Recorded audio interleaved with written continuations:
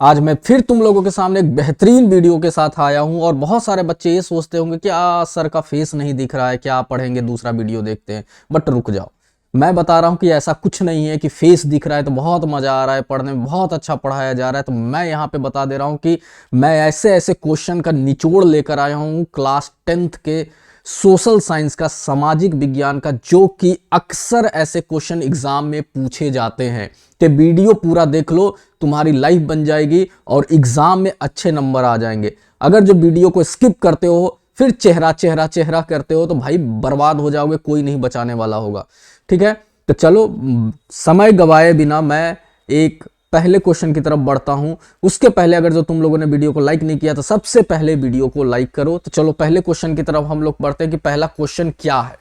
तो जो first question है हमारा, अक्सर एक एग्जाम में मैं ऐसे ही क्वेश्चन निकाला हूं एकदम बिल्कुल कि एग्जाम में बार बार ऐसे क्वेश्चन रिपीट होते हैं, पूछे जाते हैं। तो इस वीडियो को पूरा देखना। फर्स्ट क्या है हमारा, फ्रांसीसी क्रांति। देखो पहला क्वेश्चन है, फ्रांसीसी क्रांति की शुरुआत किस वर्ष हुई थी। तो बताओ किस वर्ष हुई थी, और जिसको आंसर पता है वो कमेंट करेगा आंसर को कमेंट बॉक्स में। तो फ्रांसीसी क्रांति की शुरुआत किस वर्ष हुई थी, तो याद रखना ये हुई थी 1789 में। कब हुई थी, 1789 में, 14 जुलाई 1789 को, 14 जुलाई 1789 को फ्रेंच रेवोल्यूशन यानी फ्रांसीसी क्रांति की शुरुआत हुई थी। बास्टिल किले पर हुए आक्रमण को फ्रांसीसी क्रांति की शुरुआत माना जाता है। यानी वहां पे एक किला था जिसका नाम था बास्टिल किला, जिसका नाम था बास्टिल किला। वहां पे क्या हुआ था, बास्टिल किला पे ही आक्रमण कर दिया गया था। और जिस दिन आक्रमण किया गया बास्टिल किला पे, तो वो दिन था 14 जुलाई 1789। इसलिए हम फ्रांसीसी क्रांति की शुरुआत उसी दिन से मानते हैं। दूसरा क्वेश्चन है हमारा, टेरिटोरियल इंटीग्रिटी का सिद्धांत किस संधि से जुड़ा है। बहुत ही इंपॉर्टेंट क्वेश्चन है, बहुत ही वीवीआई क्वेश्चन है, ध्यान देना इस चीजों को। जो टेरिटोरियल इंटीग्रिटी का सिद्धांत है वो है क्या, 1815 में, याद रखना कब, 1815 में, कहां, वियना की संधि में द्वारा यूरोप में फ्रांस को उसकी पुरानी सीमाओं में वापस लाने और राजशाहियों को पुनः स्थापना की गई। कब, 1815 में। कौन सी संधि, तो वियना की संधि, याद रखना। और टेरिटोरियल इंटीग्रिटी का मतलब ही हुआ कि यहां पे यूरोप में फ्रांस को उसकी पुरानी सीमाओं में वापस लाने और राजशाहियों को पुनः स्थापित करने को ही टेरिटोरियल इंटीग्रिटी का सिद्धांत कहते हैं। तभी बोला गया ये वियना की संधि से जुड़ा हुआ है। जोसेपिम यानी गोसेपिम जिनी भी कहते हैं कहीं कहीं, किस देश के क्रांतिकारी नेता थे। बहुत ही आसान क्वेश्चन है और बहुत ही अच्छा क्वेश्चन है। बताओ किस देश के क्रांतिकारी ये नेता थे, बताओ जल्दी से। तो याद रखना बच्चों, ये कहां के थे, इटली के थे। मजनी ने यंग इटली नामक गुप्त समिति बनाकर, कौन सी, यंग इटली, यंग इटली नामक गुप्त संधि बनाकर यानी गुप्त समिति बनाकर इटली के एकीकरण का मतलब होता है टूटा फूटा, यानी इधर उधर बिखरा हुआ हमारा राज्य है तो उसको समेट के एक बाउंड्री में लाना और उसको पूरा का पूरा एकीकरण करना।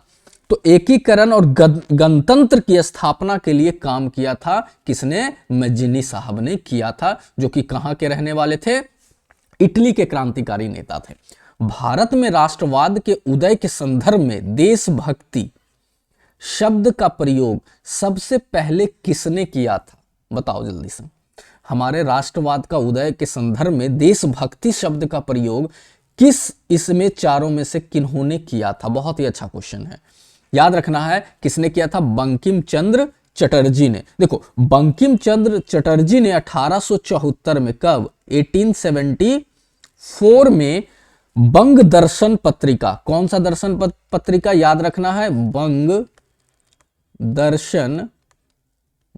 दर्शन पत्रिका में लिखे गए एक निबंध में, यानी कि बंग दर्शन पत्रिका था और उसमें उन्होंने एक निबंध लिखा था। क्या लिखा था, निबंध लिखा था। और उसी निबंध में देशभक्ति शब्द का प्रयोग किया था? किसने किया था? बंकिम चंद्र चटर्जी ने। कब किया था? देखो कितना क्वेश्चन बन गया यहां से, 1874 में किया था। किस पत्रिका में किया था? तो बंग दर्शन नामक पत्रिका में किया था। तो क्या था वो बंग दर्शन नामक पत्रिका? क्या था? निबंध था, कविता था, क्या था? तो वो निबंध था। ऐसी निबंध में किसका प्रयोग किया गया था? देशभक्ति शब्द का प्रयोग किया गया था। वीडियो मत छोड़ना, पूरा देख लेना।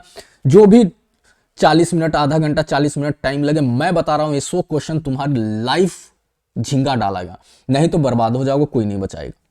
चलो नेक्स्ट क्वेश्चन की तरफ हम लोग बढ़ते हैं। क्वेश्चन नंबर 5, भारतीय राष्ट्रीय कांग्रेस की स्थापना किस वर्ष हुई थी? बहुत ही आसान क्वेश्चन है, जो कि 1885 में हुई थी। कभी कभी पूछता है भारतीय राष्ट्रीय कांग्रेस का स्थापना किसने किया था?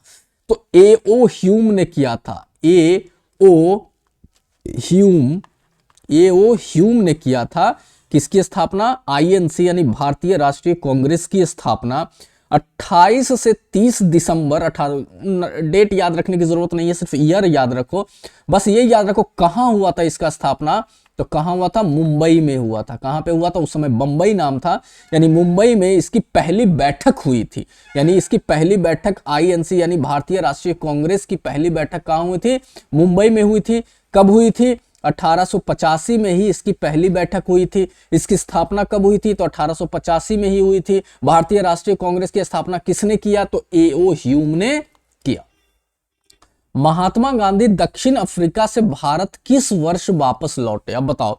जैसे कहना का मतलब, जब महात्मा गांधी अफ्रीका गए तो उन्होंने बहुत सारे वहां पे सत्याग्रह भी किया, वहां के लोगों के लिए काम किया। तो फाइनली मतलब हमेशा के लिए आए तो बीच में आते जाते रहे, बट फाइनली जब वो भारत आए तो किस वर्ष आए थे? बताओ किस वर्ष आए थे? तो याद रखना है 1915 में वापस वो भारत आए थे। कब आए थे? 1915 में आए थे।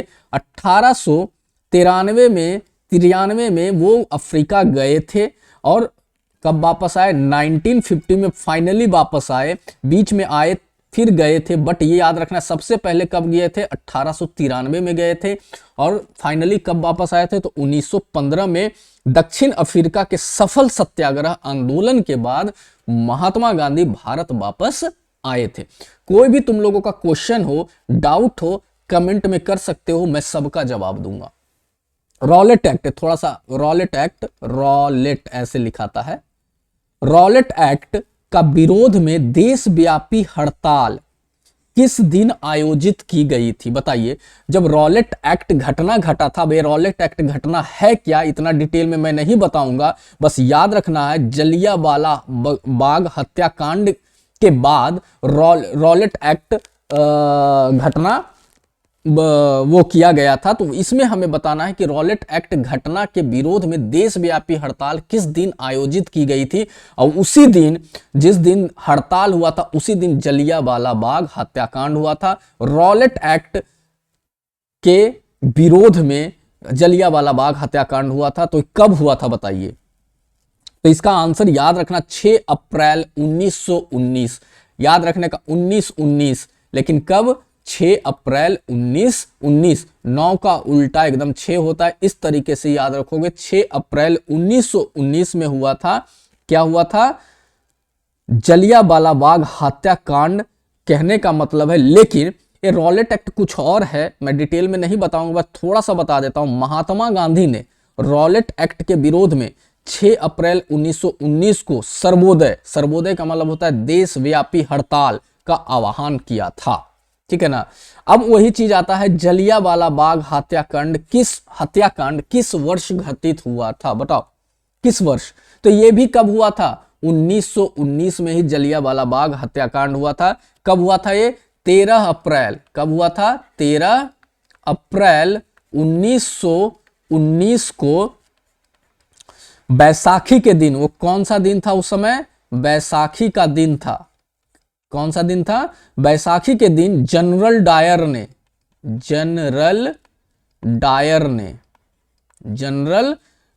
ने अमृतसर के जलियांवाला बाग में निहत्थे लोगों पर गोलीबारी कराई थी। तो रॉलेट एक्ट के विरोध में ही जलियांवाला बाग हत्याकांड हुआ था। मैं वहां पे बोल दिया था कि रॉलेट एक्ट वहां पे कंफ्यूजन थोड़ा सा हुआ था, बट ये ध्यान में रखना रॉलेट एक्ट महात्मा गांधी ने शुरू किया था, लेकिन महात्मा गांधी ने अहिंसा का रास्ता अपनाया। बट कुछ लोगों ने वहां पे सिर्फ एक इकट्ठा हुए थे, बैठे थे, बट जनरल डायर ने क्या किया कि उसको बोला कि वहां पे गोली चला दो। वहां पे गोली चला दिया गया एक बाग के अंदर, जो बाहर निकलने का रास्ता भी नहीं था, और बहुत सारे लोग उसमें मारे गए थे, जलियांवाला बाग हत्याकांड। असहयोग आंदोलन जो बोलते हैं नॉन कॉरपोरेशन मूवमेंट, किस कांग्रेस अधिवेशन में प्रारंभ करने का निर्णय लिया गया था? देखो, कांग्रेस का अधिवेशन, कांग्रेस की स्थापना 1885 में हुई थी और हर एक साल कांग्रेस का अधिवेशन होता था, लेकिन किस वर्ष के अधिवेशन में असहयोग आंदोलन प्रारंभ करने का निर्णय लिया गया था? याद रखना 1920 में लिया गया था। कौन से अधिवेशन में? नागपुर अधिवेशन में लिया गया था, दिसंबर में। कब लिया गया था? दिसंबर 1920 के नागपुर अधिवेशन में असहयोग आंदोलन शुरू करने का प्रस्ताव पारित हुआ था, याद रखना है। भारत छोड़ो आंदोलन किस दशक में शुरू हुआ था? ये दशक कौन सा? भारत छोड़ो आंदोलन। तो भारत छोड़ो आंदोलन जो शुरू हुआ था वो कब हुआ था? 8 अगस्त 1942 में शुरू हुआ था भारत छोड़ो आंदोलन। अब सोचो किसमें क्या होगा? 1940 के दशक में, 1940 के दशक में शुरू हुआ था, और ये मुंबई कांग्रेस अधिवेशन में भारत छोड़ो प्रस्ताव पारित हुआ था। कौन से अधिवेशन में? मुंबई अधिवेशन में भारत छोड़ो प्रस्ताव पारित हुआ था। खिलाफत आंदोलन का नेतृत्व किसने किया था? बताओ, किसने किया था? मौलाना आजाद और हकीम अजमल खान ने, अली भाइयों यानी शौकत अली, मोहम्मद अली ने, दोनों ए और बी ने, मतलब ये दोनों ने, इनमें से कोई नहीं। तो याद रखो ये सब थे, मौलाना आजाद भी थे, हकीम अजमल खान भी थे, अली भाई थे। अली भाइयों को यानी शौकत अली और मोहम्मद अली को हम अली भाइयों के नाम से जानते हैं। तो यानी कि ये हो जाएगा ए और बी, याद रखना है। इस आंदोलन का नेतृत्व मेनली तौर पे जो नेतृत्व कर रहे थे वो कौन कर रहे? नेतृत्व पूछा जाता है कभी कभी, तो अली बंधु बोलना है। कौन सा बंधु? अली बंधु इसका नेतृत्व कर रहे थे मेनली तौर पर। और अली बंधु में कौन आगे? शौकत अली और मोहम्मद अली ने किया, जिसे मौलाना आजाद जैसे नेताओं का समर्थन मिला।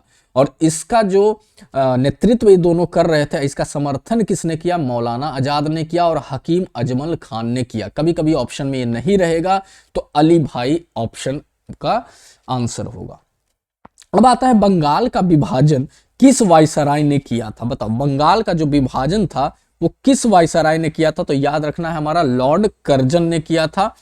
और जो लॉर्ड कर्जन ने किया था, कब किया था? तो 1905 में बंगाल का विभाजन किया था। कब किया था?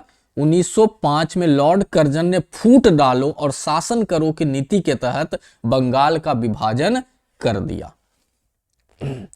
साल्ट मार्च, जिसको हम डांडी यात्रा कहते हैं, किस वर्ष हुई थी? तो याद रखना है 1930 में हुई थी। अब पूरा याद रखना है तो हम याद रखेंगे 12 मार्च 1930 को हुई थी। 12 मार्च 1930 को सॉल्ट मार्च यानी डांडी यात्रा शुरू हुई थी, जो गांधी जी ने साबरमती आश्रम से नमक कानून तोड़ने के लिए डांडी कूच किए गए।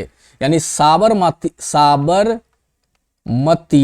आश्रम से शुरुआत हुआ और कहां हुआ? डांडी तक हुआ। समुद्र के किनारे पड़ता था और अंग्रेजों ने क्या किया था? नमक पे भी टैक्स लगा दिया था, कर लगा दिया था, जिसको ये बोल रहे थे कि खत्म कर, यानी नमक पे कर नहीं दिया जाएगा। उसके लिए इन्होंने साल्ट मार्च यानी डांडी मार्च की शुरुआत की थी। ठीक है।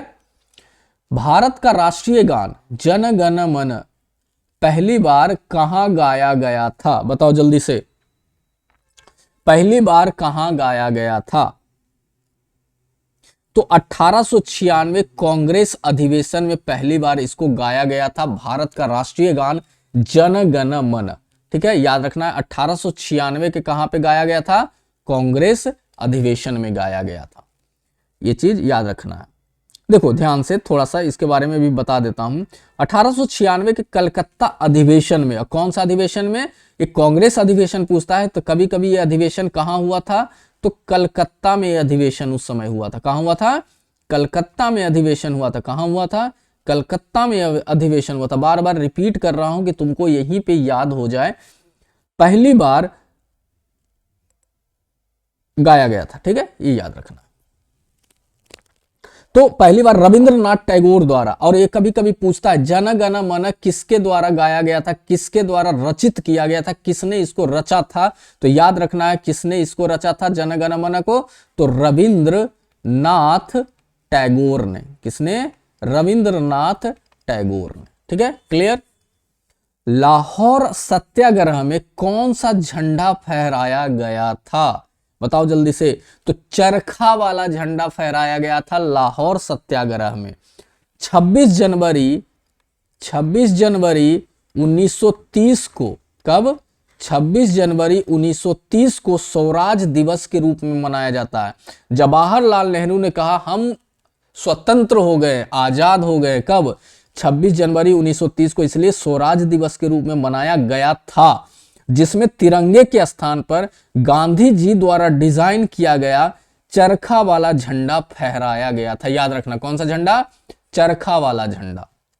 किसने डिजाइन किया था? तो गांधी जी ने। प्रोटो इंडस्ट्रियलाइजेशन का अर्थ क्या है? बताओ।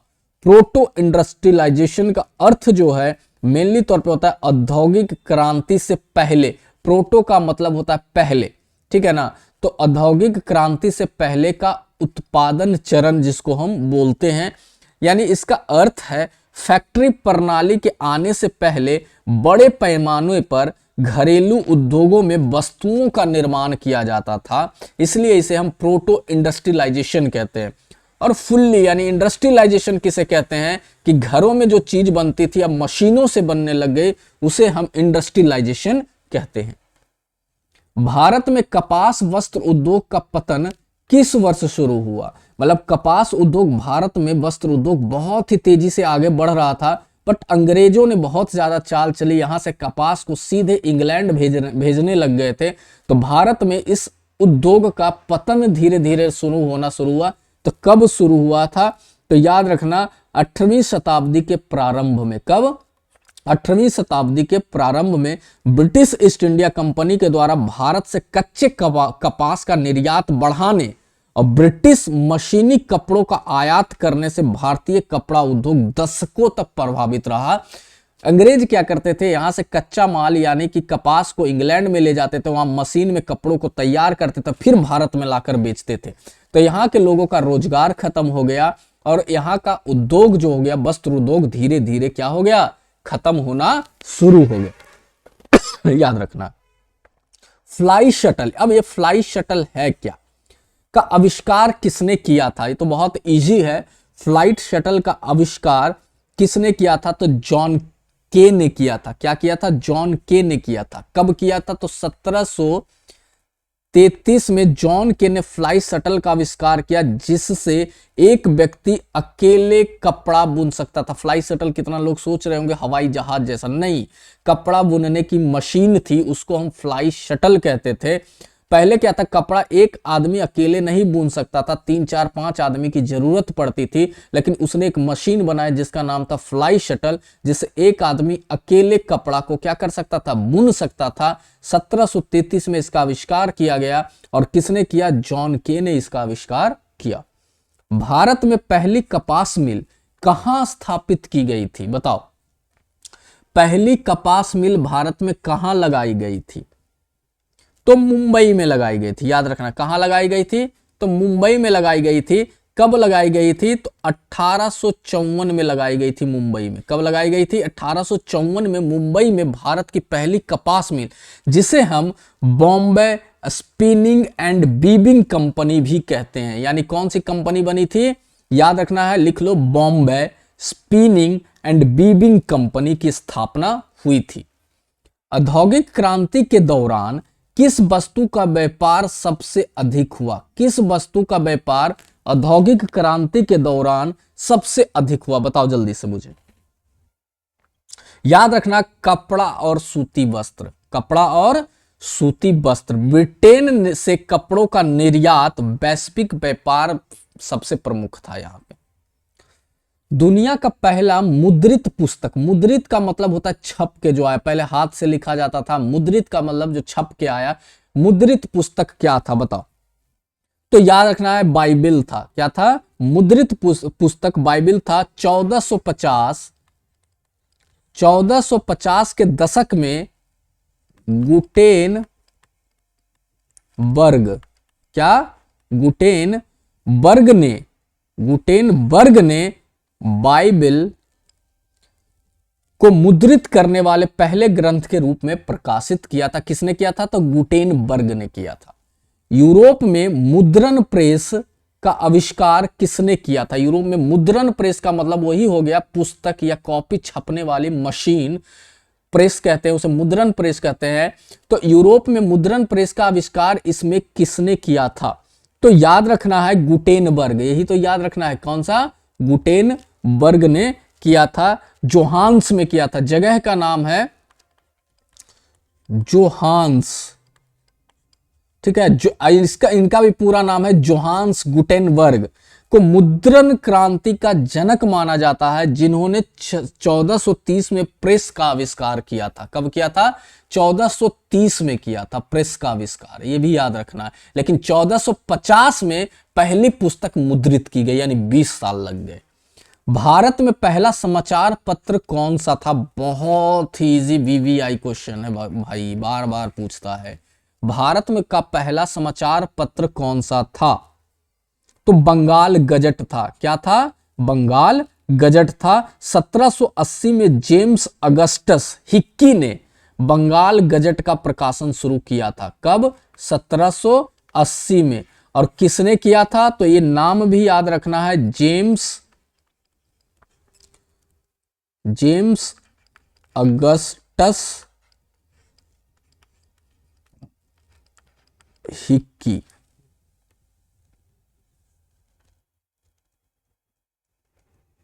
जेम्स अगस्टस, अरे अच्छा से नहीं लिखाता है भाई, लिखने वाला ये चीज है, ठीक है। बोर्ड और कॉपी नहीं है कि अच्छा से लिखा है। तो जेम्स अगस्टस हिक्की ने कब किया था? 1780 में बंगाल गजट समाचार पत्र का मुद्रण किया था। और पहला समाचार पत्र भारत का यही है, बंगाल गजट, याद रखना है, ठीक है। नेक्स्ट क्वेश्चन, रसमंचल, कौन सा? रसमंचल और चंद्रशेखर किसके द्वारा लिखित उपन्यास है? बताओ। एक है रसमंचल और दूसरा है चंद्रशेखर। किसने लिखा था? तो याद रखना प्रेमचंद ने लिखा था। किसने लिखा था? प्रेमचंद ने लिखा था। यह प्रेमचंद द्वारा लिखित प्रसिद्ध उपन्यास है जो किसानों और मजदूरों की समस्याओं पर आधारित है। ये दोनों जो उपन्यास है वो किस पे आधारित है? किसानों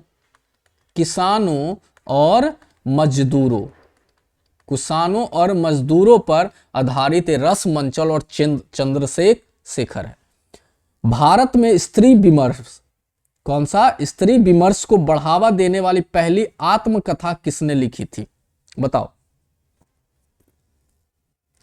स्त्री विमर्श, तो ये कमला दास, राशिद जहां, रेशनारा, किसने लिखी थी? रेशनारा। स्त्री विमर्श को बढ़ावा देने वाली पहली आत्मकथा किसने लिखी थी? तो रेशनारा ने लिखी थी। 1870 के दशक में हजरा और रेशनारा जैसी महिलाओं, एक और नाम इसमें आता है हजरा, कभी कभी ऑप्शन में रहेगा। क्या रहेगा? हजरा, इसमें देखो नहीं है। हजरा और रेशनारा जैसी महिलाओं ने पहली आत्मकथा लिखी थी। एकदम बिल्कुल एनसीईआरटी पैटर्न पे आधारित एक क्वेश्चन है। अब हमने हिस्ट्री के 25 क्वेश्चन देख लिए यहाँ पे। अब हम ज्योग्राफी के 25 क्वेश्चन यहाँ पर देखने वाले हैं, यानी भूगोल के 25 महत्वपूर्ण क्वेश्चन यहाँ पे देखने वाले हैं, जो कि हमेशा एग्जाम में एक क्वेश्चन पूछे जाते हैं। याद रखना, ये जो भूगोल के 25 क्वेश्चन मैं बताने वाला हूं, ये बार बार रिपीट होता है, इसलिए इसको छोड़ना मत इस क्लास को अभी भी। भारत की कुल भौगोलिक क्षेत्रफल कितना है, यानी भारत का जो क्षेत्रफल है टोटल वो कितना है? तो याद रखना है 3.28 मिलियन वर्ग किलोमीटर। 328 ऐसे याद रखो, ठीक है ना। 3.28 मिलियन वर्ग किलोमीटर। भारत विश्व का 7वां सबसे बड़ा देश है, यह भी याद रखना है। कौन सा? 7वां सबसे बड़ा देश है, जिसका क्षेत्रफल लगभग 28 मिलियन वर्ग किलोमीटर। चलो नेक्स्ट क्वेश्चन, भारत में भूमि का अनुपात कितना है जो खेती के लिए उपयुक्त नहीं है? यानी भूमि का अनुपात, अनुपात नहीं, भूमि का प्रतिशत यहां होगा, भूमि का प्रतिशत कितना, यानी कितना प्रतिशत ऐसा भूमि है जो खेती के लिए उपयुक्त नहीं, यानी बंजर भूमि है। बताओ, याद रखना है 43%। ये भूमि जो 43% है, इसमें क्या क्या आता है? इसमें पहाड़ी, पठार और कम वर्षा वाले क्षेत्र हैं जो कृषि के लिए उपयुक्त नहीं है। याद रखना है 43%। भारत, नेक्स्ट क्वेश्चन, अच्छा रिपीट हो गया है, कोई बात नहीं। ब्लैक साइल, साइल नहीं होता है, सॉइल होता है, ये गलत लिखा गया है, SOIL, सॉइल का मतलब मिट्टी। ब्लैक मिट्टी यानी कि ब्लैक मिट्टी का मतलब काली मिट्टी, याद रखना है। कौन सा हिंदी में बोलेंगे इसे? काली मिट्टी। काली मिट्टी को किस नाम से और जाना जाता है? बताओ जल्दी से।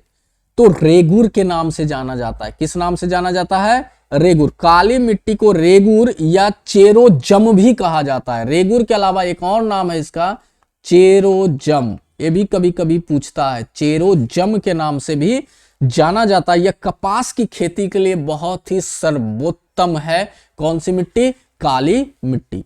अरावली पर्वत श्रेणी किस दिशा से किस दिशा तक फैली हुई है?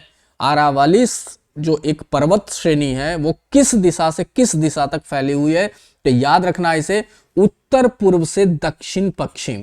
देखो ये समझ जाओ, ये पूरब हो गया, ये क्या हो गया हमारा? उत्तर हो गया, और ये क्या हो गया? दक्षिण हो गया, और ये क्या हो गया? पश्चिम हो गया, और ये क्या हो गया? उत्तर पूरब। क्या है? उत्तर पूरब। इन दोनों के बीच में आ गया तो उत्तर पश्चिम, उत्तर पश्चिम।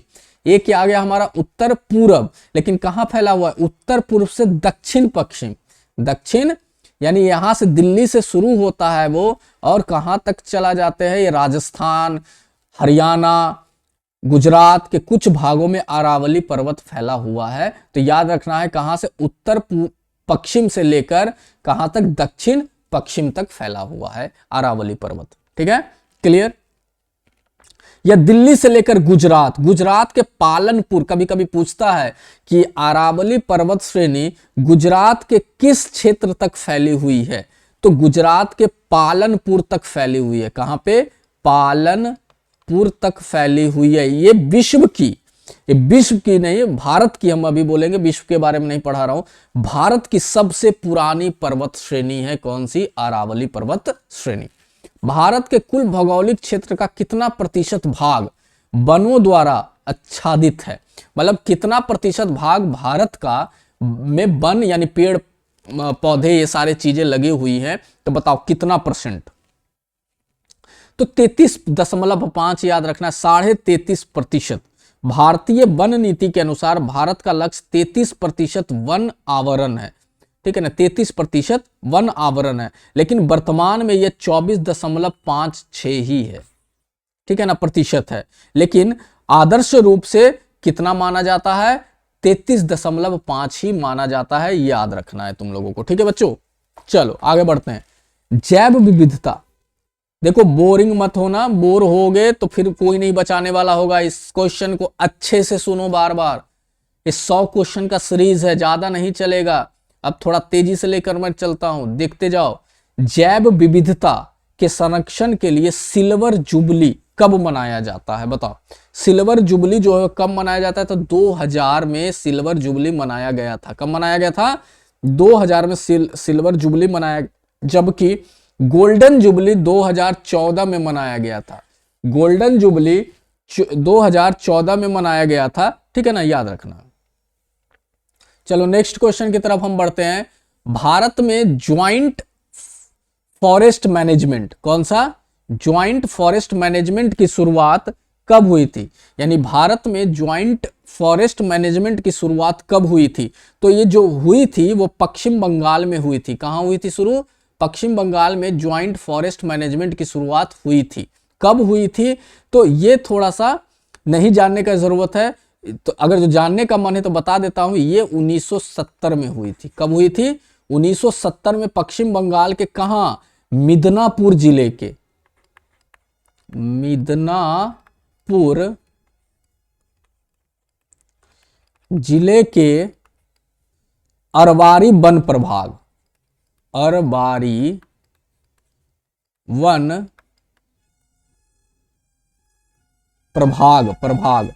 प्रभाग में इसकी शुरुआत हुई थी। तो पश्चिम बंगाल में हुई थी। पश्चिम बंगाल के कहां हुई थी? तो मिदनापुर जिले में हुई थी। मिदनापुर के जिले में कहां हुई थी? अरबारी वन प्रभाग में हुई थी। कब हुई थी? तो 1970 में हुई थी। निम्नलिखित में से कौन सा एक बांध गंगा नदी पर बना हुआ है? इसमें से एक ऐसा बांध है जो गंगा नदी पर बना हुआ है, बताओ जल्दी से। भाखड़ा नागल नहीं है, हीराकुद नहीं है, हीराकुंड बोलते हैं, हीराकुंड नहीं है, तेहरी। कौन सा बांध? तेहरी बांध गंगा यानी भागीरथी पर बना हुआ है। किस पर बना हुआ है? भागीरथी पर बना हुआ है। जबकि भाखड़ा नागल डैम जो है वो सतलज के ऊपर है। किस पे है? सतलज के ऊपर है। हीराकुद जो है वो महानदी के ऊपर है। कहां है? महानदी के ऊपर है, याद रखना। और नागार्जुन सागर जो है वो कृष्णा नदी पर बना हुआ है। कृष्णा नदी, ऐसे ही याद रखो, कृष्ण भगवान नाग के फन पर नाचे थे, तो कृष्णा से नाग, ठीक है ना। तो नागार्जुन सागर कृष्णा, हीराकुंड किस पे? महानदी, भाखड़ा नागल सतलज, और तेहरी जो है वो गंगा नदी के भागीरथी पर बना हुआ बांध है। ठीक है, चलो आगे बढ़ते हैं। बंगाल के उपसागर में आने वाले चक्रवात को क्या कहते हैं? बताओ। बंगाल के उपसागर, जो बंगाल है हमारा, बंगाल यहां पे है ना, तो ये जो है बंगाल का जो हमारा सागर है, तो यहां पे जो तूफान आते हैं, चक्रवात आते हैं, उसे हम क्या कहते हैं?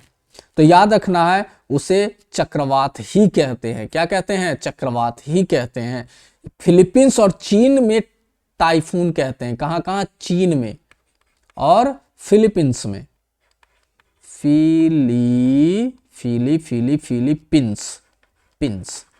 फिलीपींस और चीन का नाम में क्या कहते हैं? चक्रवात को टाइफून कहते हैं।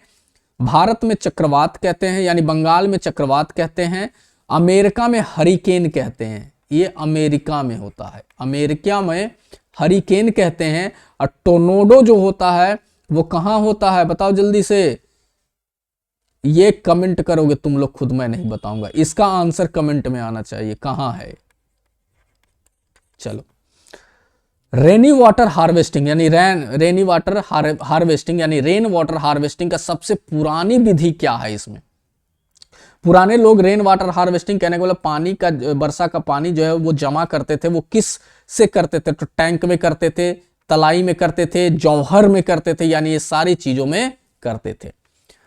भाखड़ा नागल बांध, भाखड़ा गलत है, भाखड़ा ऐसे होता है, भाखड़ा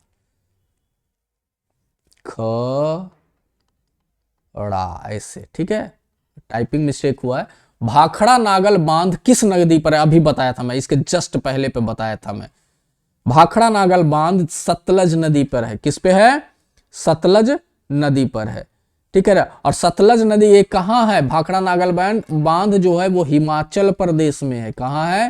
हिमाचल प्रदेश में है भाखड़ा नागल डैम, ठीक है, ये याद रखना है हमें। और पंजाब की सीमा पर बना हुआ है। हिमाचल प्रदेश और पंजाब की सीमा पर सतलज नदी पर बना हुआ है, ठीक है। चलिए, भारत में सबसे अधिक वन क्षेत्र किस राज्य में है?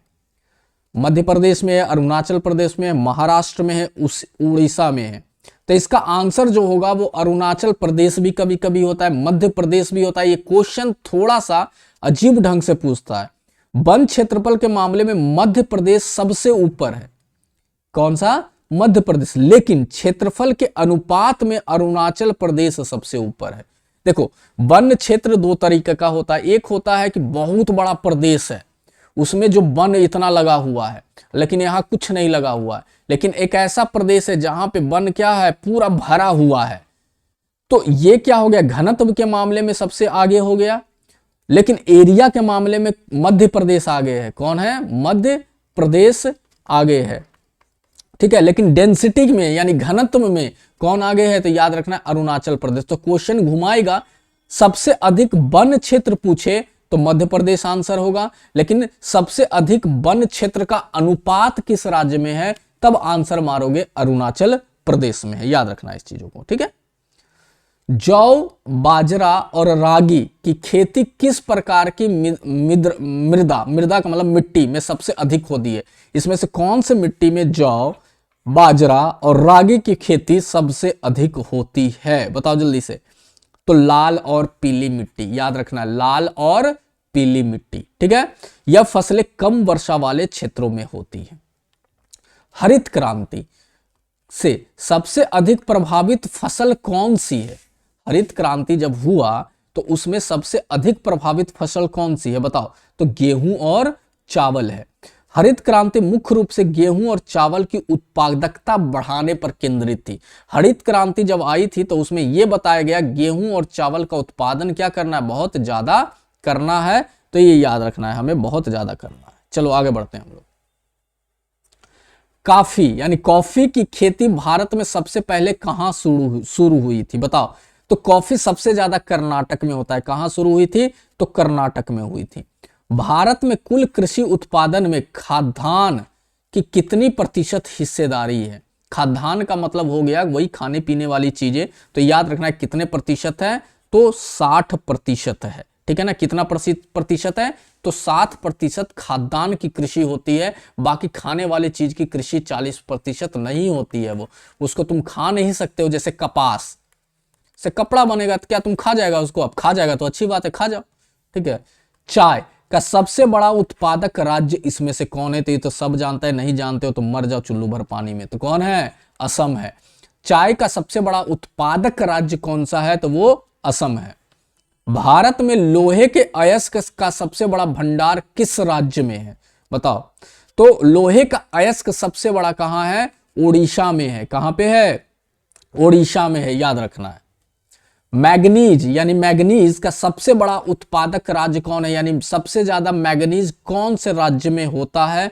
तो याद रखना है सबसे ज्यादा मैग्नीज महाराष्ट्र में होता है। कहां पे होता है? महाराष्ट्र के नागपुर क्षेत्र में होता है और लेकर बेलोरी तक, नागपुर क्षेत्र से बेलोरी जगह है वहां होता है।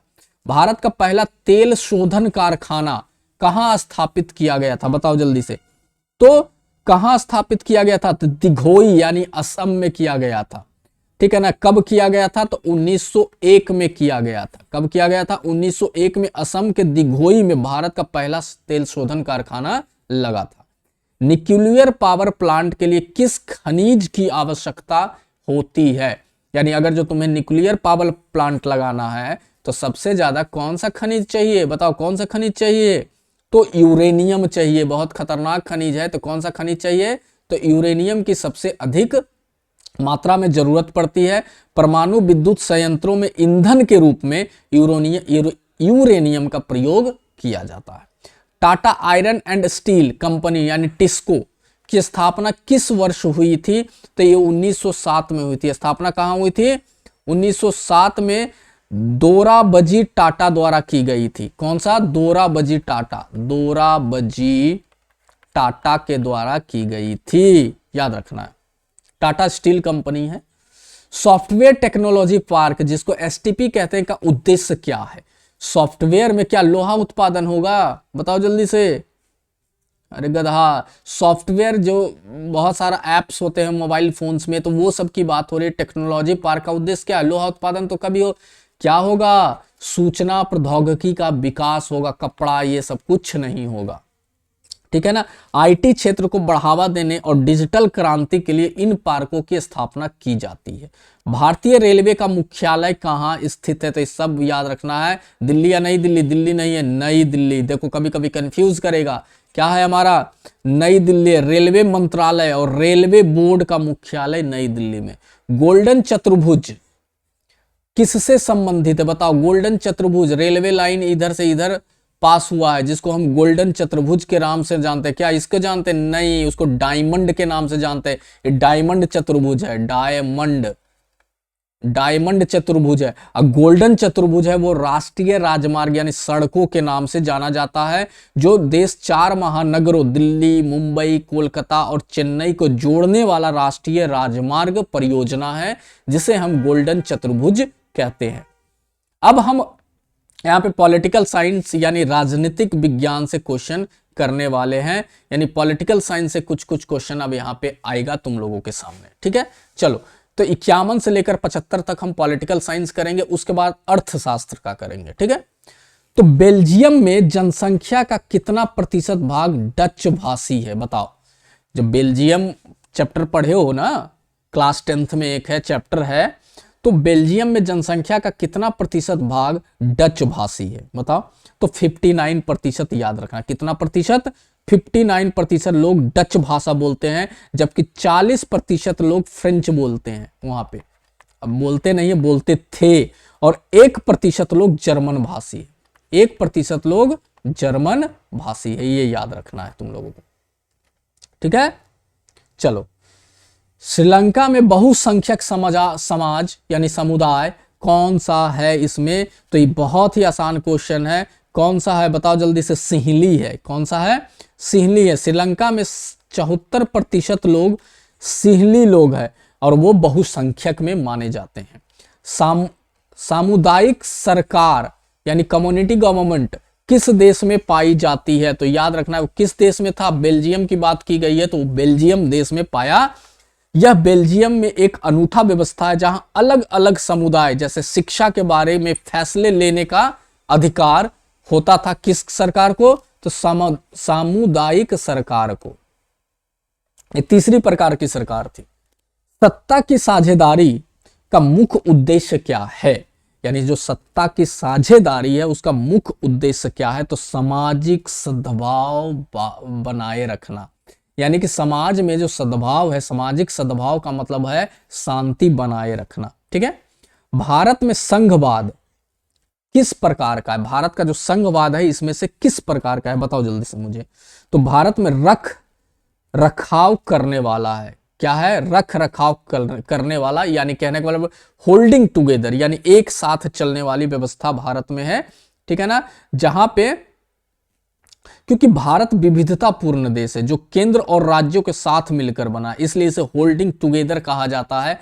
कहने का मतलब जब हमारा भारत की बात होती है तो ये सेंट्रल गवर्नमेंट है, ये स्टेट गवर्नमेंट है और ये क्या है? हमारा लोकल गवर्नमेंट है।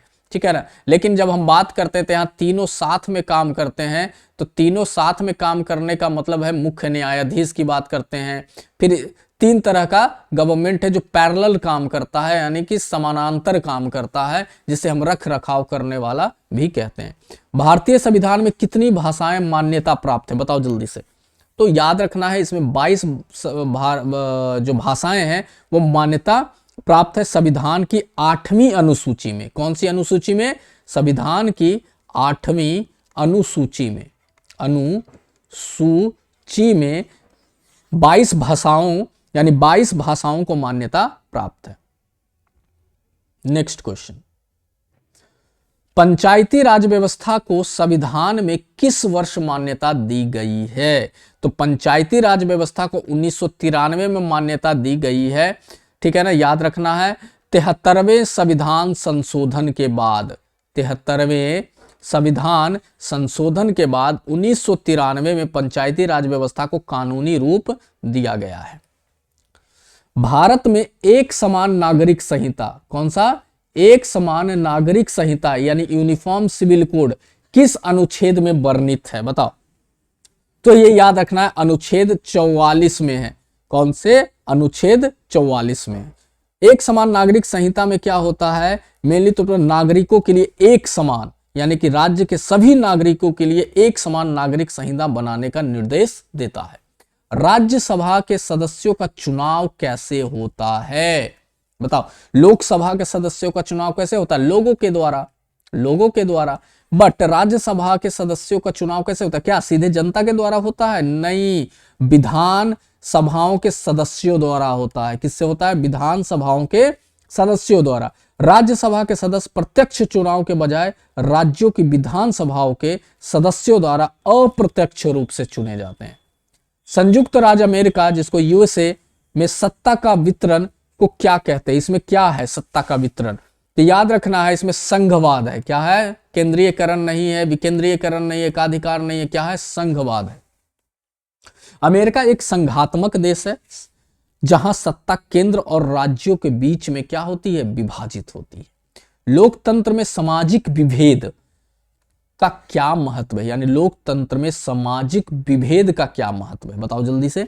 तो ये लोकतंत्र को बेहतर बना सकते हैं और खराब भी बना सकते हैं। ये सामाजिक विभेद होता है। सामाजिक विभेद का मतलब होता है सोशल डिफरेंस, एक दूसरे में लड़ जाना, कट जाना, मर जाना और बहुत सारा बहस होना। तो ये सारी चीजें को बताते हैं। तो कभी कभी क्या होता है कि जब बहस होती है तो लोकतंत्र बेहतर भी बनता है, क्योंकि अच्छी अच्छी चीजें लागू होती है। लेकिन कभी कभी वो लड़ाई झगड़ा का कारण बनती है तो वो खराब भी हो सकता है। ठीक है, यानी विभेद राजनीति में बदल जाते हैं तो हिंसा करा सकते हैं, लेकिन लोकतंत्र उन्हें समझौते के लिए भी प्रेरित करता है। वो सारी चीजें। लोकतांत्रिक राजनीति में जाति यानी कास्ट का क्या रोल है, बताइए जल्दी से।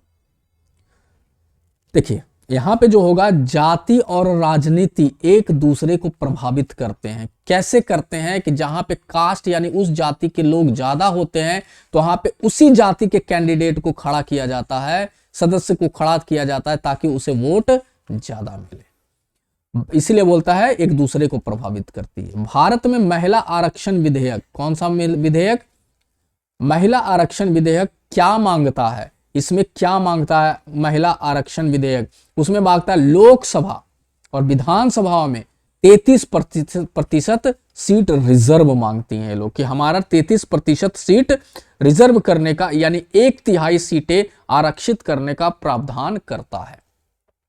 लोकतंत्र के परिणामों के संदर्भ में सबसे महत्वपूर्ण क्या है, बताइए इसमें। आर्थिक विकास, प्रभावशाली सरकार बनाना, जवाबदेह और उत्तरदायी सरकार बनाना, शक्तिशाली सेना। क्या है, तो जवाबदेह और उत्तरदायी सरकार। हमारा लोकतंत्र यही चाहता है ना कि इस तरीके से काम करें। अब देखो डिटेल में नहीं बता रहा हूं, जल्दी जल्दी ऑप्शन, लेकिन तुम लोग ध्यान में रखना, क्वेश्चन ऐसे ही आते हैं। आर्थिक विकास की दर, डिटेल में भी सब टॉपिक में डिटेल में लाने वाला हूं चैनल पे, एक एक टॉपिक डिटेल में आएगा कुछ दिनों में। ठीक है, के मामले में कौन सा देश सबसे आगे है, बताइए। आर्थिक विकास की दर में सबसे आगे कौन सा देश है, तो चीन है। कौन सा देश है, चीन। भारत, बांग्लादेश और पाकिस्तान की तुलना में आर्थिक विकास की दर चीन का सबसे आगे है, लेकिन अभी भारत सबसे आगे है। वो पुराना डाटा है बट याद वही रखना है। लोकतंत्र में असमानता का क्या होता है, असमानता का मतलब लोकतंत्र में क्या होता है, तो लोकतंत्र में असमानता का मतलब इसे कम किया जा सकता है, बिल्कुल कम किया जा सकता है। असमानता यानी कि छुआछूत हो गया, या फिर तुम कौन हो, मैं, तुम उस जाति के हो, मैं इस जाति के हो, तो बहुत सारे असमानता है, तो उसे कम किया जा सकता है, या इसे पूरी तरह समाप्त नहीं किया जा सकता है। ये स्वाभाविक है, ए या बी दोनों। तो देखो इसे कम किया जा सकता है लेकिन इसे पूरी तरह समाप्त नहीं किया जा सकता, यानी ए और बी दोनों होगा। राजनीतिक दल का मुख्य कार्य क्या है, यानी जो पार्टी से पॉलिटिकल पार्टी है उसका मुख्य कार्य क्या है, चुनाव को लड़ना, सरकार बनाना, नीतियां बनाना। ये सभी तो भाई जो राजनीतिक दल है चुनाव भी लड़ती है, अपना सरकार भी बनाती है और अपनी नीतियां भी बनाती है। तो ये क्या होगा, ये सभी होगा इसका आंसर। भारत में एक राष्ट्रीय पार्टी होने के लिए क्या आवश्यक है, बताओ। एक राष्ट्रीय पार्टी अगर जो कोई बने, सबसे बड़ी पार्टी नेशनल पार्टी जो सब राज्यों में चुनाव लड़ सकती है, उसके लिए कम से कम क्या होना जरूरी है, तो कम से कम 3 राज्यों में 6% वोट और 4 राज्यों में 4 सीटें होनी चाहिए, कम से कम। तभी आप एक नेशनल पार्टी, राष्ट्रीय पार्टी बन पाते हैं।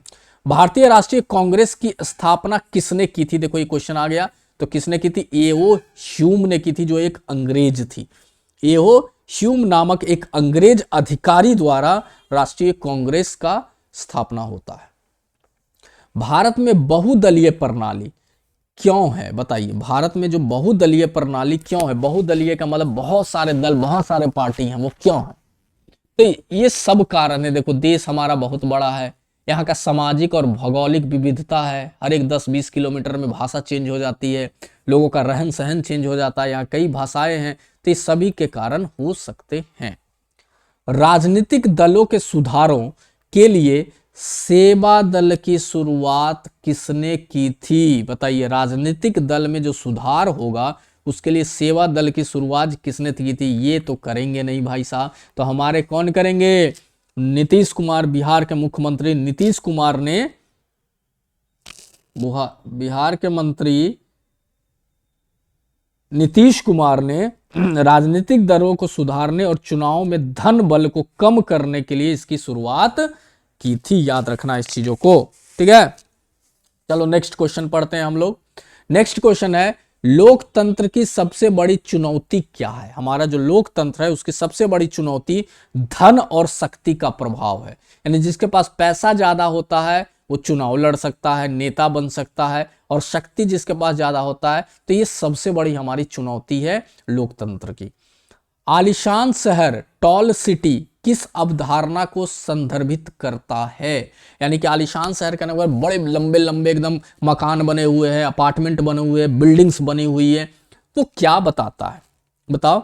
विकास की असमानता बताता है। विकास की असमानता का मतलब है कि कहीं कहीं बड़े बड़े शहर है, बड़े बड़े बिल्डिंग है, कहीं झोपड़े बने हुए हैं, ठीक है, तो वो विकास की असमानता को बताता है। लोकतंत्र को मजबूत करने के लिए सबसे आवश्यक क्या है? तो याद रखना मेरे बच्चों, इसकी जो आवश्यक है वो क्या है? बताओ। जागरूक और सक्रिय नागरिक होना। यानी हमें ऐसा नहीं कि जाति पे वोट दे देना है, हम उस आदमी को जाने तब वोट दे देना है, नहीं, जो मेरे लिए काम करेगा हम उससे वोट देंगे। यानी हमें जागरूक होने की जरूरत है और सक्रिय नागरिक होने की जरूरत है। परिणाम, आउटकम, देख रहे हो अभी नई वंदे भारत ट्रेन आई है, न्यू वंदे भारत ट्रेन आई है, और उसमें ऐसा नहीं कि कोई गरीब आदमी चढ़ रहा है, उसमें सब अमीर आदमी चढ़ रहे हैं, और उसका न्यूज़ देखना कि पान खा के थूक दिया है, पैम्पर्स जो होते हैं, कहने का मतलब जो चिप्स बिस्किट खा के उसके फेंक दिए हैं, तो ये क्या हमारा सक्रिय नागरिक का भूमिका है? नहीं। यानी हम लोग सुधर नहीं सकते। वो बोलता है ना कि बंदर के हाथ में तुम अदरक दे दो तो वो नहीं समझेगा कि इसका क्या यूजेस है, वो फेंक देगा, वो खाएगा नहीं। तो उसी की तरह से हम इंडियंस है कि अगर जो हमें सोने की भी ट्रेन दे देगा तो उसके खुरच को देखेंगे, अरे साला इसमें क्या है, ठीक है ना। तो ये सारी चीजें हैं। तो परिणाम के रूप में लोकतंत्र की सबसे बड़ी सफलता क्या है? बताइए। सबसे बड़ी सफलता जो लोकतंत्र की शांति और सद्भाव है, ये होगा तो हमारा लोकतंत्र की सबसे बड़ी सफलता होगी। तो चलिए हम लोग खत्म कर दिए पॉलिटिकल साइंस। अब 25 क्वेश्चन हम लोग आ जाते हैं अर्थशास्त्र यानी इकोनॉमिक्स को लेकर, ठीक है। चलिए, तो ये अर्थशास्त्र इकोनॉमिक्स का 25 क्वेश्चन मैं अभी करवाने वाला हूं। ये भी एग्जाम में बार बार पूछे जाते हैं, जिसका कोई भी नहीं है। मैं इस 25 क्वेश्चन वैसे ही उठा के लाया हूं जो बार बार रिपीट होते हैं एग्जामिनेशन में, ठीक है। विकास यानी डेवलपमेंट के लिए सबसे सामान्य सूचक क्या है? बताइए। सामान्य सूचक क्या है डेवलपमेंट यानी विकास के लिए? साक्षरता दर बढ़नी चाहिए, स्वास्थ्य सुविधाएं होनी चाहिए, प्रति व्यक्ति आय बढ़नी चाहिए, शिक्षा का स्तर बढ़ना चाहिए। तो प्रति व्यक्ति आय बढ़नी चाहिए, क्योंकि जब हमारे पास पैसा आएगा तो ये सब अपने आप आ जाएगा ना। यस, फिर मेला घूमने चलेंगे क्या? चलो आगे बढ़ो। 76 नंबर हो गया। 77, मानव विकास सूचकांक यानी HDI इसको बोलते हैं, में क्या शामिल नहीं है? यानी मानव विकास सूचकांक में इसमें से 3 शामिल है, एक नहीं है। कौन नहीं है बताओ जल्दी से। तो इसमें जो शामिल नहीं है वो बेरोजगारी दर शामिल नहीं है। बाकी ये तीनों चीज मानव विकास, यानी मानव विकास में ये भी काम आएगा, ये भी काम आएगा, ये भी काम आएगा। तो क्या बेरोजगारी दर काम आएगा? नहीं। तो ये नहीं है, नहीं है, नहीं है। चलो, सतत विकास यानी सस्टेनेबल डेवलपमेंट का मुख्य उद्देश्य क्या है? यानी हमारा जो विकास होना चाहिए उसका मुख्य उद्देश्य क्या है? भविष्य की पीढ़ी की जरूरतों को खतरे में डाले बिना विकास करना, यानी हम उतना ही चीजों को यूज करें जितना हमारे लिए उपयोगी है। हमारे आने वाले बच्चे, हमारे आने वाले पोते पोतियों, नाते नातियों, तुम्हारी भी बात कर रहा हूं, उसके लिए भी तो कुछ छोड़ दो, ठीक है। तो बेतरतीब तरीके से हमें नेचर की चीजों को यूज नहीं करना चाहिए, आने वाली पीढ़ियों के लिए भी छोड़ देना चाहिए। उसी को हम लोग सतत विकास कहते हैं। तो ये होगा। भारत में राष्ट्रीय विकास परिषद की स्थापना किस वर्ष हुई थी? यानी नीति आयोग कभी कभी बोलते हैं कि स्थापना किस वर्ष हुई थी? तो याद रखना है 2015 में हुई थी। कब हुई थी? 2015 2015 में हुई थी। योजना आयोग को खत्म कर दिया गया और उसके जगह पे नीति आयोग लाया गया, राष्ट्रीय विकास परिषद लाया गया। पहले इसके जगह पे योजना आयोग था, योजना आयोग इसका नाम था। अब नाम को खत्म करके राष्ट्रीय विकास परिषद 2015 में लाया गया। किस क्षेत्र की प्रकृति द्वारा प्रदान की गई सामग्रियों का प्रयोग प्राथमिक है यानी फर्स्ट है? बताइए किस क्षेत्र? अरे भाई किस क्षेत्र, तो यही होगा ना प्राथमिक क्षेत्र। यानी प्राथमिक क्षेत्र में क्या आता है? कृषि आता है। द्वितीय क्षेत्र में क्या आता है? यानी कि तुम्हारा मैन्युफैक्चरिंग सेक्टर आता है, जहां पे बहुत सारे सामान फैक्ट्रियों में बनते हैं। तृतीय क्षेत्र में सेवा आता है, बैंकिंग आता है, टेलीकॉम कंपनीज आती है, आईटी सेक्टर आता है, ये सब तृतीय। सर्विस सेक्टर आता है, तो ये सब तृतीय क्षेत्र में आता है। प्राथमिक क्षेत्र में कृषि आता है, खनन आता है, ये सब किस में आता है? प्राथमिक क्षेत्र में आता है। तो इसकी बात की गई है। कृषि किस क्षेत्र में आती है? अभी फिर बात रहा हूं किस क्षेत्र में आती है, तो प्राथमिक क्षेत्र में कृषि आती है।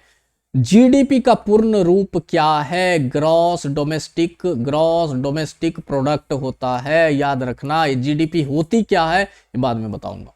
भारत में सबसे अधिक रोजगार किस क्षेत्र में है? बताओ सबसे ज्यादा रोजगार, जॉब्स किस क्षेत्र में भारत में मिलता है? तो याद रखना है कृषि क्षेत्र में सबसे ज्यादा जॉब मिलता है। अभी भारत की लगभग 50% जनसंख्या कृषि क्षेत्र में सीधे सीधे निर्भर और प्रत्यक्ष और अप्रत्यक्ष रूप से जुड़े हुए हैं।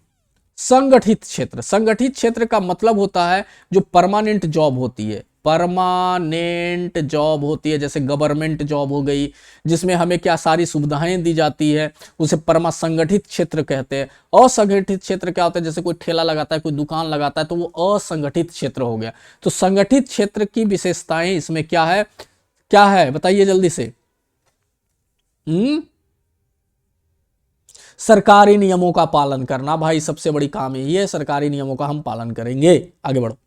महात्मा गांधी राष्ट्रीय ग्रामीण रोजगार गारंटी अधिनियम मनरेगा, अब मनरेगा का नाम बदल दिया गया है, राम श्री राम कर दिया गया है मनरेगा का नाम, ठीक है ना। तो मनरेगा किस वर्ष लागू किया गया था मेरे बच्चों? बता दो जल्दी से, डेयरी मिल्क मिलेगा। 2005 में किया गया था। मुद्रा 2005 में किया गया था, याद रखना मनरेगा का ये। लेकिन फरवरी 2006 में इसे 200 से सबसे अधिक पिछड़े जिलों में लागू किया गया था, लेकिन पासिंग 2005 में हुई थी। मुद्रा यानी मनी जो होता है, पैसा जो होता है, किसे स्वीकार किया जाता है? केवल कागज के नोट, केवल सिक्के, कुछ ऐसा जो बदले में सामान और सेवाएं खरीदने के काम आए, सोना और चांदी? बताओ जल्दी से क्या होगा? अरे कुछ ऐसा जो बदले में सामान और सेवाएं खरीदने में काम आए। मनी जो स्वीकार किया जाता है, जैसे हम पैसा दे तो हम कुछ सामान या सेवा हम खरीदेंगे। बैंकों में जमा राशि का कितना प्रतिशत नगद रूप में रहना होता है? यानी कि कितना प्रतिशत नगद? देखो बैंकों में जमा, बैंक क्या होता है? RBI, reserve bank of India. यानी कि कोई बैंक है, मान लो कोई एबीसी बैंक है, तो इसके पास हमेशा कितना राशि होना चाहिए बैंक में? 10%। जितना उसका बिजनेस का टर्नओवर है, उसका कितना पैसा हमेशा जमा होना चाहिए? बताइए जल्दी से। 15% हमेशा। मान लो उसके पास 100 करोड़ है, तो 15 करोड़ रुपया वहां उसके बैंक में जमा होना चाहिए हमेशा। ये बैंकों की बात हो रही है, तुम्हारी बात नहीं हो रही। ऋण का मतलब होता है उधार लेना। किसे कहा जाता है? बताओ जल्दी से। ऋण किसे कहा जाता है? ऋण जो होता है मिली तौर पर समझौता होता है, जिसमें ऋणी भविष्य में धनराशि वापस करने का वादा करता है। 2000 रुपए दे दे भाई, कल मैं वापस कर दूंगा। जब मैं कल उसको फोन कर रहा हूं तो फोन स्विच ऑफ है, वापस नहीं कर रहा है। कल दे दूंगा, परसों दे दूंगा, कल दे दूंगा, परसों दे दूंगा। बट ऋण होता क्या है? जब हम किसी से पैसे लेते हैं तो उससे वादा करते हैं भाई मैं लौटा दूंगा, ठीक है। चलो, औपचारिक ऋण, देखो एक दो तरह का ऋण होता है, औपचारिक ऋण, अनौपचारिक ऋण। औपचारिक ऋण हम लोग कहां? बैंक में लेते हैं। अनौपचारिक ऋण अपने सगे संबंधियों, अपने फ्रेंड से लेते हैं। तो औपचारिक ऋण का सबसे बड़ा स्रोत क्या है? बैंक और सहकारी समितियां हैं। साहूकार, व्यापारी, दोस्त और रिश्तेदार, ये सब अनौपचारिक ऋण का स्रोत है, याद रखना। गरीबों के लिए आत्मनिर्भरता का मुख्य उद्देश्य क्या है? बताओ जल्दी से। संगठित होकर औपचारिक बैंकिंग से ऋण लेना, यही है ना। जब अनौपचारिक तरीके से जब ऋण लेंगे तो बहुत सारा क्या होता है, इंटरेस्ट लेता है वो लोग, तो जिससे क्या होती है, बहुत सारा प्रॉब्लम क्रिएट होती है, ठीक है ना। तो ये याद रखना है हमें। गरीब महिलाओं को बचत करने और सामूहिक रूपों से बैंक में ऋण लेने में मदद करता है SHG ग्रुप। जब बुक में पढ़ोगे तो एक ग्रुप है, सेल्फ हेल्प ग्रुप जिसको बोलते हैं। वैश्वीकरण का अर्थ क्या? वैश्वीकरण का मतलब मेनली तौर से होता क्या है कि मैं भारत में बैठा हूं और मेरी कंपनी कनाडा में चल रही है, भारत में कॉल सेंटर लगा हुआ है, कनाडा में वो सामान बिक रहा है, वहां के लोग कॉल कर रहे हैं, तो भारत में कॉल आ रहा है और यहाँ पे ये चीजों को रेगुलेट कर रहा है, यानी पूरी दुनिया से रिलेशन बनता है, उसी को हम वैश्वीकरण कहते हैं शॉर्ट में बताए तो क्या होता है, देखो देशों के बीच संबंध तोड़ना होता है क्या? नहीं, देशों के बीच व्यापार, निवेश और संस्कृति का एकीकरण होता है, याद रखना। यानी देशों के बीच में व्यापार करना, निवेश करना और उनके संस्कृति का एकीकरण भी करना होता है। MNC यानी कि मल्टीनेशनल कंपनी होती है, जिसको हम मल्टीनेशनल बड़ी बड़ी कंपनियां जो होती हैं, जैसे गूगल हो गया, फेसबुक हो गया, माइक्रोसॉफ्ट हो गया, वो सब कौन सी कंपनी है?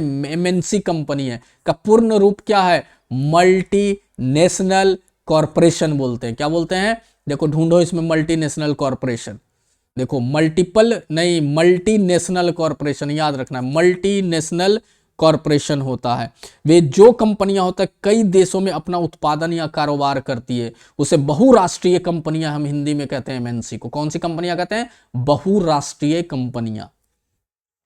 विदेशी व्यापार का वैश्वीकरण का मुख्य कड़ी क्यों माना जाता है? बताओ, मुख्य कड़ी क्यों माना जाता है विदेशी व्यापार को?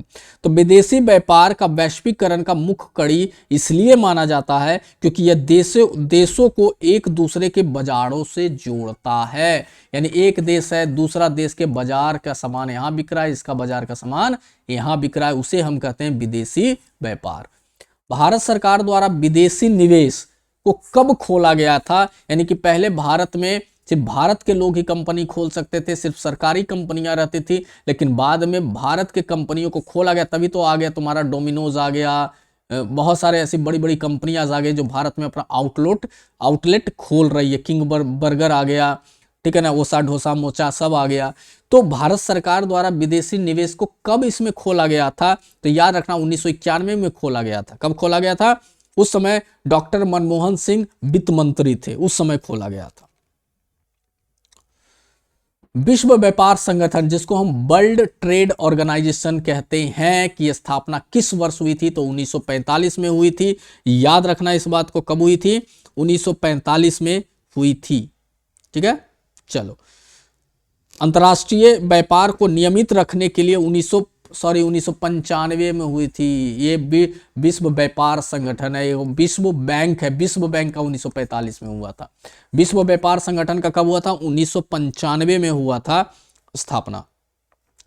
उपभोक्ता अधिकार संरक्षण अधिनियम किस वर्ष लागू हुआ था? बताओ, उपभोक्ता अधिकार संरक्षण नियम जिसको हम कोपरा कहते हैं, किस वर्ष लागू हुआ था? तो ये 1986 में लागू हुआ था। भारत सरकार ने उपभोक्ताओं के हितों की रक्षा के लिए यह बनाया था। उपभोक्ता के अधिकारों में सुरक्षा का अधिकार किससे संबंधित है? तो गुणवत्ता और हानिकारक उत्पादों से सुरक्षा। अगर जो कोई दुकानदार तुम्हें एक्सपायरी माल बेचता है चीजें, तो तुम यहाँ पे कॉल सेंटर पे उसका कंप्लेन कर सकते हो, तो उस पर फिर क्या हो जाएगी? कार्रवाई हो जाएगी। भारत में उपभोक्ता फोरम, या आप MRP से कोई ज्यादा पैसा ले रहा है तो उसका कंप्लेन कर सकते हो। भारत में उपभोक्ता फोरम किस स्तर पर होता है? बताइए, उपभोक्ता जो फोरम होता है, जो तुम्हारी बात को सुनता है, तुम्हारी कंप्लेन को लेता है, वो किस स्तर पर होता है? तो ये जो होता है भारत में जिला, राज्य और राष्ट्रीय स्तर, तीनों स्तर पर ही काम करता है। ISI अंकन किसे प्रदान किया गया है? ISI अंकन देखना, बहुत सारा ऐसा प्रोडक्ट रहेगा, सामान रहेगा जिसमें ISI मार्क रहेगा, ठीक है ना। तो वो किसे प्रदान किया गया है? किस फील्ड में इसे दिया जाता है? तो उन उत्पादों को जो निश्चित मानकों पर खड़े उतरते हैं, मान लिया उनका उत्पाद लोगों के लिए अच्छा होता है, शुद्ध होता है, ठीक है ना, तो उसे ISI दिया जाता है। उपभोक्ता आंदोलन की शुरुआत किस देश में हुई थी, मतलब कहने का मतलब जो खराब सामान बेच रहा है, MRP से ज्यादा पैसे ले रहा है, तो आंदोलन हुआ था, तो वो किस देश में सबसे पहले हुआ था? तो याद रखना ब्रिटेन में हुआ था, 1960 में हुआ था इसका शुरुआत, जो धीरे धीरे पूरे देश में फैल गया। तो मैं आशा करता हूं कि बहुत अच्छा ये वीडियो लगा होगा, और मैं बात बता रहा हूं कि मैं जो भी क्वेश्चन ला रहा हूं बहुत ही अच्छा क्वेश्चन चुन चुन कर ला रहा हूं तुम्हारे लिए। तो चलो फिर मिलते हैं अपने नेक्स्ट वीडियो में, लेकिन उसके पहले वीडियो सेशन को अपने दोस्तों के साथ लिंक को शेयर करो सबसे पहले, अभी के अभी, और वीडियो को लाइक जरूर करो और इसको शेयर भी करो, और अपने व्हाट्सएप स्टेटस में इसका लिंक 24 घंटा के लिए लगा दो। यही मेरी गुरु दक्षिणा है, तुम पास हो जाओगे तथास्तु, तुम्हारा जो मन की इच्छा है वो पूरी हो जाएगी तथास्तु। चलो मिलते हैं अपने नेक्स्ट वीडियो में, तब तक के लिए अपना ख्याल रखो, मस्त रहो, मजे में रहो। जय हिंद, जय भारत।